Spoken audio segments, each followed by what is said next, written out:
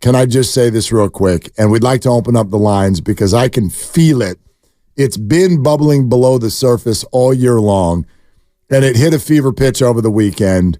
And not just fans, even media, former players. Everybody is sitting there scratching their damn head about Steve Kerr and his rotations.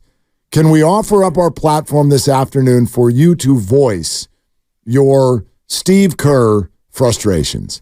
What is it that you would like Steve to do that he's not doing? What is it that he's done that you think he's done wrong? 888-957-957. Where do I begin? Now, before you call or as you call, and Dibs, as you gather your thoughts on that, let me tell you what my thought is. No matter what you say, you're being unfair. And it doesn't mean, let me get this out right away, Steve's not perfect. He's been on this show weekly admitting his mistakes. I can point them out too. I guess my point is, if your house is on fire and also at the same time out front your car has a flat tire, which one are you going to address? You're not going to the tire store. Your house is on fire. Steve Kerr's rotational decisions are the tire in this analogy. Please stop acting like that's the issue. The answer is not in the building. Stop thinking that if Moses Moody had gotten a few more and Dario Saric, and why did they wait so? I've been telling them about TJD since December. I knew it.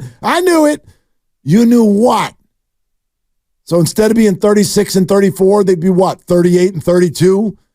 If you, Bob, Cindy, David, if you were the coach, this is not a Steve Kerr rotation problem. Poor guy's been out there hucking stuff up against the wall to see what will stick all year long. And 70 games in, he's got to sit people down at a hotel and explain to them why they're not hustling? I don't get it. I'm sorry, I don't get it. Steve Kerr has had a rough year at times, no doubt. But to say that his rotations or his decisions are the problem, to me, means you think that the answers are there on that bench. If he would just do it this way, the Warriors would be the 4 seed right now. I don't see it. I don't see it even a little bit. I think it's an age issue, and it's also a talent issue, to your point. And, Goo made a good point about Draymond Green, 25 games out. If he plays some or all of those, are you a better team? Yeah, sure you are. Andrew missed 5 games, and he's been very Andrew most of the year. I also think you look at Steph Curry, and he has played a ton of minutes, and the minutes he plays are high-energy minutes, and he's 36. So the idea of him slowing down is a natural progression in anyone's career. Brandon Podziemski, a rookie who you've played a lot more than you probably thought you were going to, he's hit the rookie wall, and all of a sudden he's not the same productive offensive player that he was. And Moses Moody in the lineup, out of the lineup, all that and more. And Kevon Looney, he can't get off the bench. Saric you brought in to be a 16-minute-a-night guy, and now he doesn't play anymore. So I don't know if you would rotate the deck chairs, so to speak, on the Titanic, if you would be getting a different result. If all of a sudden you put Moses, Kevon, and Dario back in the rotation, well, who are you taking out? You only have room for 9 guys, maybe 10 at times. So I'm less inclined to blame Steve Kerr, and we all want to look at the micro decision from last night where Steph went back in 2 minutes later than everybody wanted, and some people want him to play 36 minutes like the old days. Well, we're late in the year, and he's 36 years old, and they obviously think that playing him 30 minutes, 32 minutes is how you get the best out of Steph, and so you have to lean on other people. Well, listen, I'm completely open-minded, and we will, whenever Steve comes on this week. When's Steve coming on this week? I would imagine Thursday. Right? Thursday's their only non-game Correct, night, right? Thursday. Yeah, Thursday. So we'll ask him about the Steph Curry minutes thing. I'm scratching my head, too. I'm just I'm scratching my head, too, especially when Steph comes out after the game, and he's like, hey, were you surprised? By the way, I was less interested in him going, yeah, a little bit, and I was more interested in that pause. Whoo, that was a hefty, long pause. Hey, Steph, were you surprised at the minutes there in the fourth? Hello? Steph, do we lose you? I was like, oh, what is going on in that mind?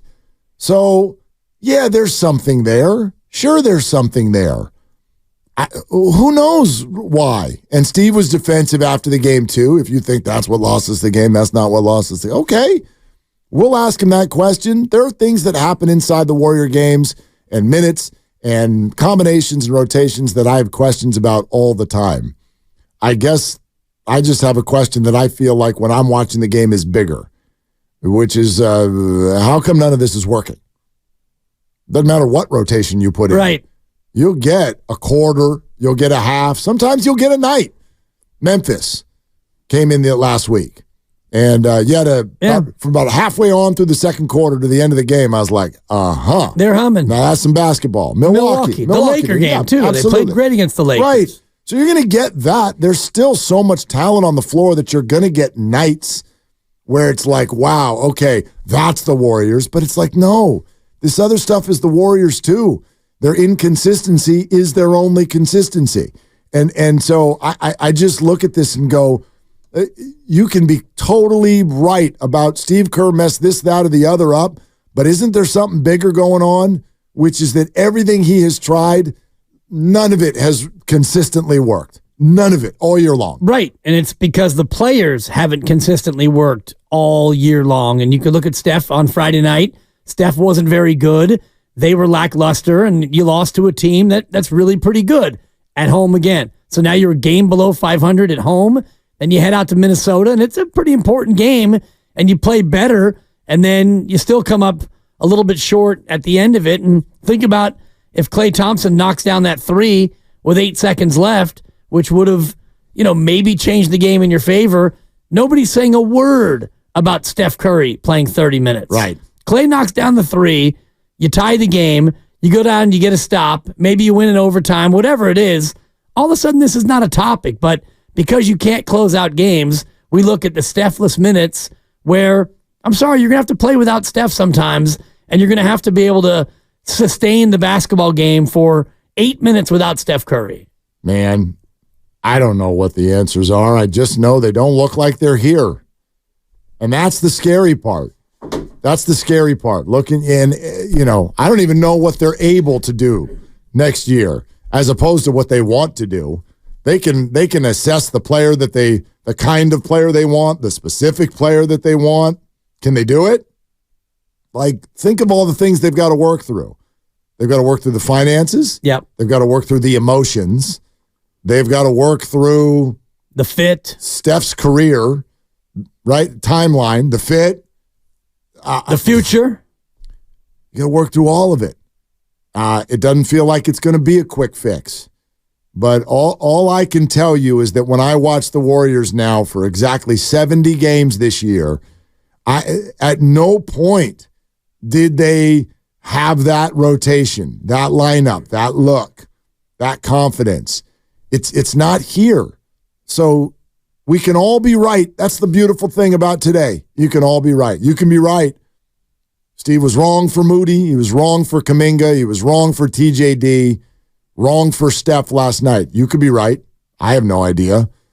But it feels to me like this man has been over there trying different things all year long, and they have yet to find the answer.